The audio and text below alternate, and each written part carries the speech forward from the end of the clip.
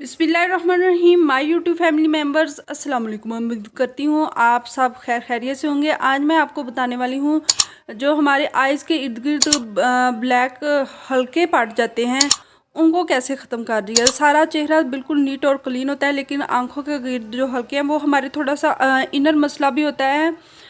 तो आप इनर तौर पे भी अपना कोई टेस्ट वगैरह चेक ज़रूर करवाएं।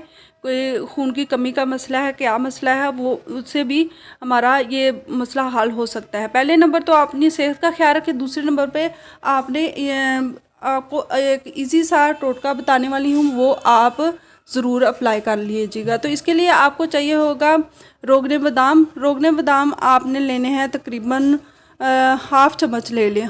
हाफ़ चम्मच रोगने बादाम का लें और इसके अंदर 2 से 3 ईवियन कैप्सूल आपने ऐड करने हैं, यानी विटामिन ई के जो कैप्सूल हैं इजी से आप मेडिकल स्टोर से ले लें। वो इसके अंदर ऐड करके अच्छे से मिक्स कर लें और रात को सोने से पहले अपने आँखों के इर्द गिर्द अच्छे से इसे लगा लें।